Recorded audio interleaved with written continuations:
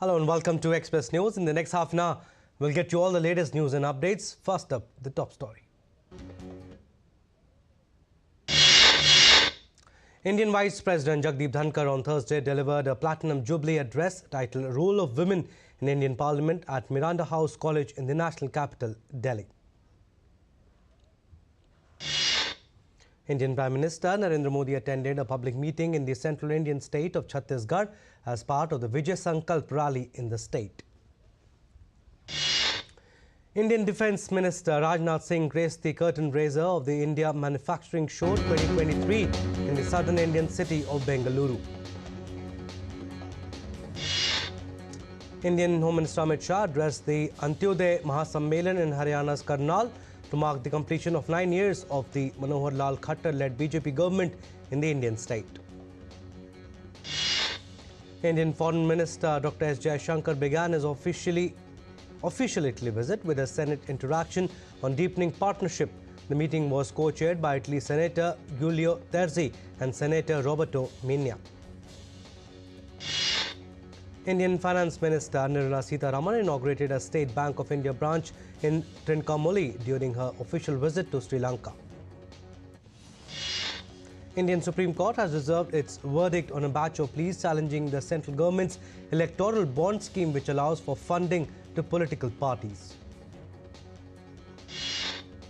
The Election Commission of India has designed an in-house software and core which stands for Enabling Communications on Real-Time Environment for a seamless facility to process candidate nomination, affidavits and other services. A documentary film accounting India's unprecedented flagship conservation initiative to save tigers called Project Tiger will be released on November 4th to mark the ambitious project's 50th anniversary.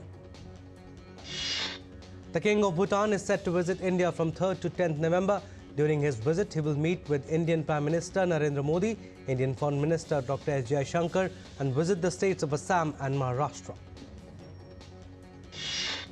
US Secretary of State Antony Blinken is set to visit India this month to participate in the 2+2 ministerial dialogue.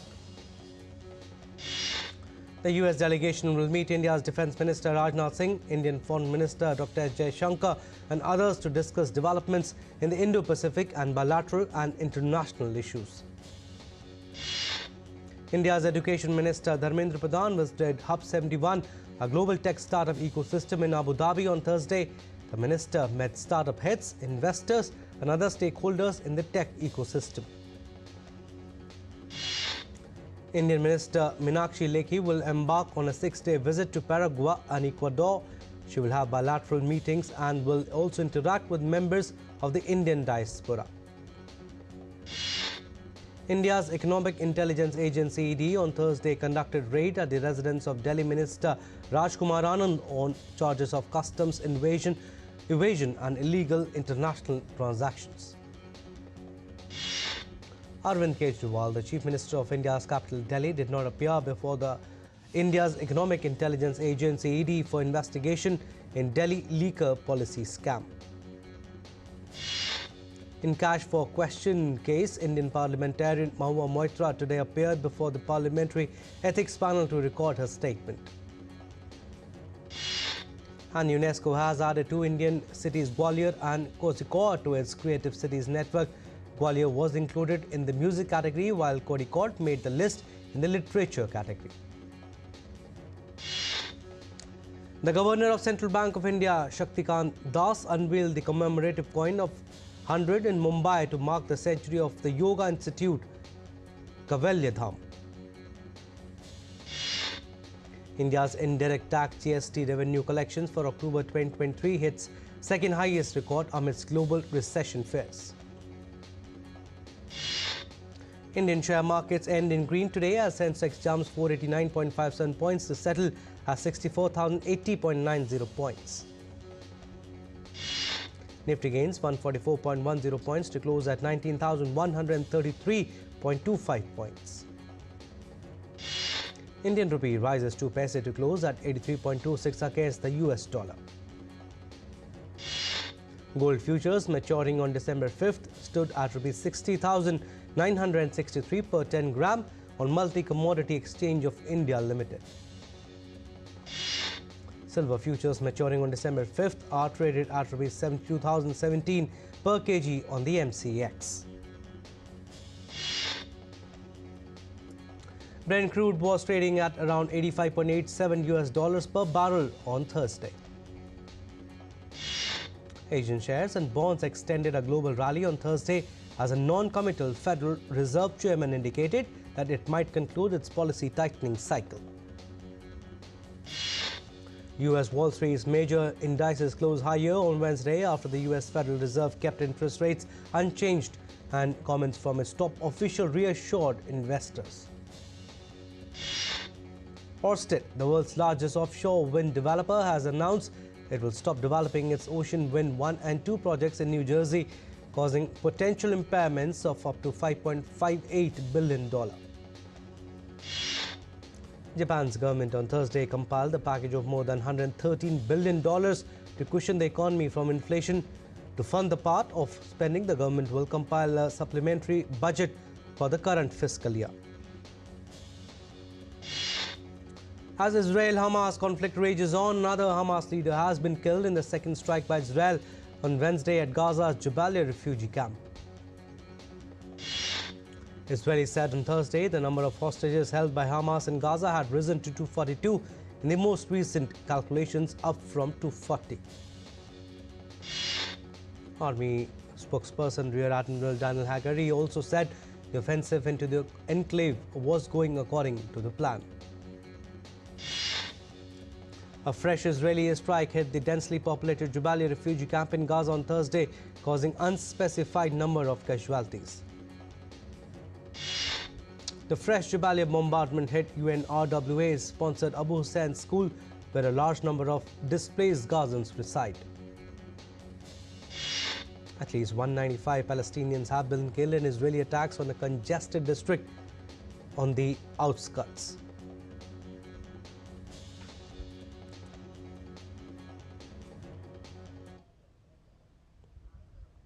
All right, we'll slip into a very short break. We'll be back with more stories.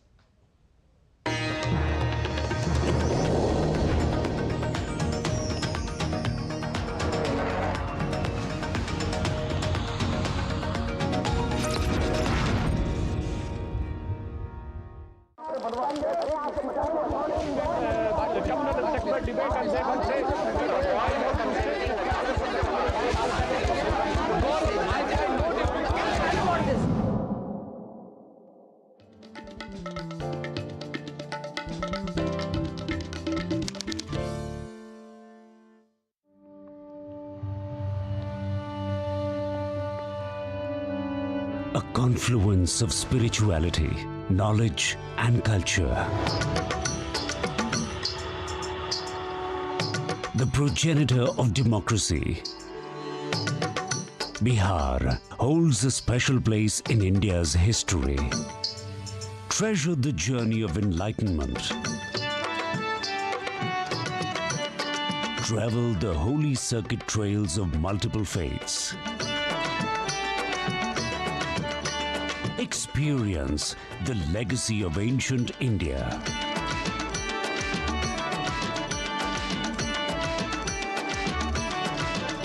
And an educational lineage that produced some of the greatest luminaries of the time. Discover a multitude of art and craft forms.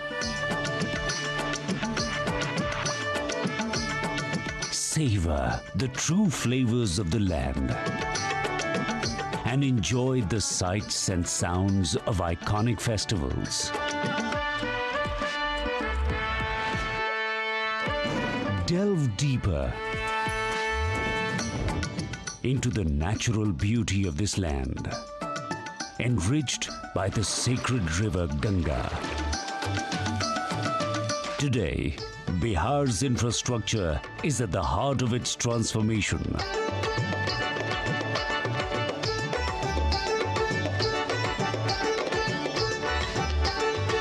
Poised to take a big leap with initiatives in agriculture, education. Welcome back. You're watching Express News. Some more stories now. Pope Francis has said that a two-state solution is needed for Israel and Palestine in order to put an end to wars such as the current one, and called for a special status for Jerusalem. At least 320 foreign citizens on an initial list of 500, as well as dozens of severely injured Gazans, crossed into Egypt on Wednesday. Ambulances have crossed Egypt's Rafah crossing on Thursday. They are going to evacuate injured civilians in day 2 of the exercise. As the movement has begun through the Rafah crossing in Gaza to Egypt, dozens of aid trucks have arrived in Gaza through Rafah. Egyptian Assistant Foreign Minister Ismail Khalid has announced that the country is preparing to facilitate the reception and evacuation of about 7,000 foreign citizens from Gaza. At least 400 foreign nationals are set to leave Gaza and enter Egypt on Thursday. 60 other injured people will also be crossing over to Egypt. Australia's Foreign Minister Penny Wong has confirmed that 20 Australians are among the first of foreign citizens that entered Egypt from the Israeli-besieged Gaza Strip via Rafah border crossing. Germany has banned activities of Hamas, already designated terrorist organization in the country, as well as pro-Palestinian group Sami Down. UNICEF has said that children are being killed or injured at a rate of more than 400 a day in Israel's ongoing siege of Gaza. UNICEF has reiterated calls for an immediate humanitarian ceasefire. Russian President Vladimir Putin on Thursday signed off on a law revoking Russia's ratification of the Comprehensive Nuclear Test Ban Treaty. Russia struck multiple cannons and armored vehicles on various fronts for the past 24 hours, while Ukraine claimed its army repelled multiple Russian offensives over the same period of time. The Russian forces have repelled 2 assaults of Ukrainian forces in the direction of Kupiansk and Krasny Liman in eastern Ukraine. Russian air defense downed 5 Ukrainian drones over Crimea and 1 over the Black Sea early on Thursday. Ukraine's military says Russian forces are trying to regroup and recover losses near the eastern Ukrainian city of Avdiivka before trying to press on with attacks to try to encircle the besieged settlement.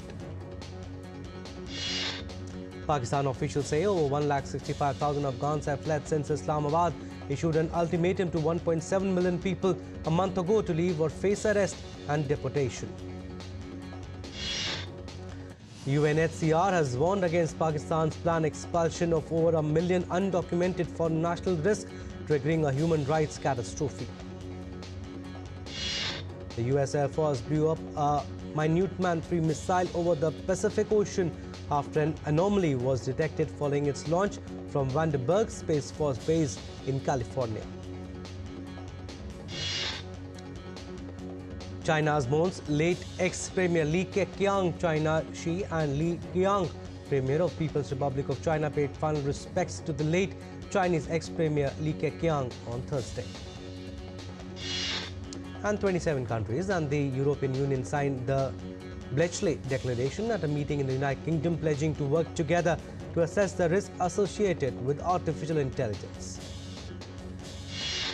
The UK announced it would invest in an AI supercomputer, while the Tesla and X boss Elon Musk said on the sidelines of the event that AI is one of the biggest threats to humanity. From 1 pence to 2 pounds, 8 British coins are getting a makeover, inspired by King Charles III's famous passion for the environment and Britain's array of flora and fauna. The world observes the International Day to End Impunity for Crimes Against Journalists. A commemoration event is being organized at the UNESCO headquarters in Washington, D.C. Posting on social media platform X, the UNESCO has said that in the last 10 years, over 893 journalists have been killed worldwide, and that most cases remain unresolved. The European Council took to X, saying that journalism is not a crime, but attacking journalists is, and that freedom of expression is the cornerstone of democracy. The air quality index in India's capital Delhi was recorded at 336 on Thursday, bringing the air quality under the very poor category for the 4th day in a row. In Indian state of Punjab, the air quality deteriorates as the cases of crop fires are rising in the region. According to Indian Met Department, all Indian average maximum temperature for October is third highest since 1901 and mean temperature is fifth highest. Indian Met Department predicts that in November, the temperature will be above normal in most parts of the country, except some parts in northwest and central India. In UK, storm Kieran crashed into Penzance town on the promenade, causing high waves to wash over the coastal wall. The storm brought strong winds in the region. Storm Kieran left one person dead and 1.2 million households without electricity on Thursday, with parts of City, Brittany and Normandy on red alert for strong winds and the rest of the northwest on orange alert. The northern Queensland state of Australia is experiencing bushfires that have damaged hundreds of homes and claimed the lives of 2 individuals. Residents in Queensland are being advised to evacuate due to 2 massive bushfires which have destroyed homes and livelihoods. Now, Beijing, the capital of China, is under dense layer of smog cover. Authorities issued the highest warnings alert for fog and haze of visibility as low as 50 meters. Beijing authorities cited weak cold air currents from the North Pole, industrial activities, heavy trucking and crop fires as contributing factors for the smog.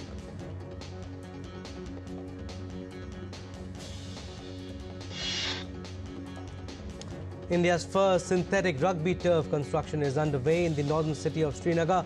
The development is to boost the city's sports infrastructure. An advanced life support ambulance boat called Dalpari has been launched in India, Srinagar, a non-profit organization, Borderless World Foundation. Set up in Srinagar's Dal Lake, Dalpari aims to provide immediate medical assistance to residents and tourists in the region around the clock. Local Mexican artists paraded the Mercedes Street in Cuba's capital, Havana, in celebration of Day of the Dead. The annual holiday observed by people of Mexican heritage is a celebratory tradition to remember the dead. Natives in Bolivia joined the Day of the Dead celebrations by baking the traditional children-shaped bread and visiting their loved ones' graves. In Spain, the traditional All Souls' Day festivities are being observed alongside Halloween. Parades were mixed with trick-or-treating on the day of remembrance of departed souls. A luxury hotel, Acamar, in hurricane-ravaged Acapulco has become a community kitchen for distressed locals left without food and water in the aftermath of Category 5 Hurricane Otis in Mexico.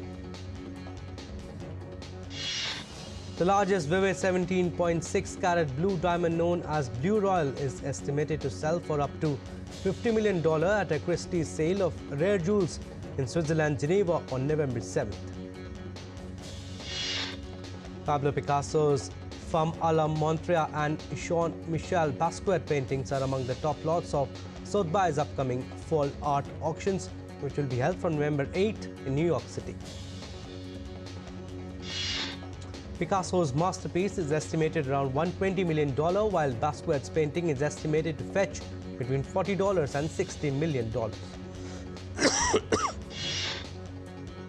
Global superstar Shah Rukh Khan turns 58 today. The Bollywood icon, whose latest film Jawan smashed box office records this year, greeted a sea of fans gathered outside his residence in a special midnight appearance. On the occasion of his birthday, Shah Rukh Khan treated fans to a glimpse of his next release, Donkey, in a teaser titled Donkey Drop 1. The film will hit theatres on Christmas this year.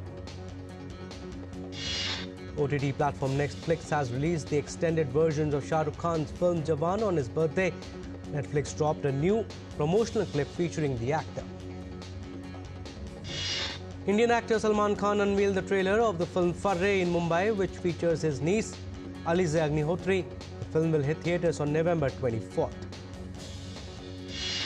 Makers of the sequel to the Hindi adventure comedy Khichdi released the trailer of the film that hits the big screen on 17th November. British rock legends Deep Purple is set to perform in the northern Indian city of Gurugram at Area Mall on December 15th. ahead of their gig in the southern city of Bengaluru on December 16th and 17th. Grammy-winning musicians Dave Stewart and Joss Stone launched their musical based on the hit novel The Time Traveler's Wife in London's Apollo Theatre. The new Hunger Games film, The Hunger Games, The Ballad of Songbirds and Snakes, is slated for release on November 17th. Cast members Rachel Zegler, Tom Blythe and Josh Andres Rivera also unveiled the film's official theme song, Can't Catch Me Now, performed by multi-Grammy winning artist Olivia Rodrigo. British singer-songwriter Robbie Williams attended the launch of a documentary series on his life and career in London. The show, titled Robbie Williams, will stream on Netflix from November 8th. Union Minister of Petroleum and Natural Gas Hardeep Singh Puri felicitated the triumphant athletes who brought honour to India at the 4th Asian Para Games on Thursday. Virat Kohli overtook Sachin Tendulkar's record to cross 1,000 ODI runs in a calendar year on most occasions, 8. He achieved the feat during the 11th over of the World Cup against Sri Lanka at the Wankhede Stadium in Mumbai. In 2023, he is the 4th batter to score 1,000 ODI runs. Netherlands will square up against Afghanistan in Lucknow on Friday with a win needed to keep its hopes for a semi-final spot alive. South Africa thrashed New Zealand by 190 runs in Cricket World Cup match in Pune on Wednesday. Australian all-rounder Mitchell Marsh would be out of the ICC World Cup 2023 indefinitely due to personal reasons, said Cricket Australia on Thursday. Defending champion India is set to face Germany in the semi-finals of the 11th Sultan of Johor Cup 2023 on Friday. India topped its group with 2 wins and a draw. World number 1 Novak Djokovic cruised through to the 3rd round of the Paris Masters on Wednesday after beating Argentine Thomas Etcheverry 6-3, 6-2.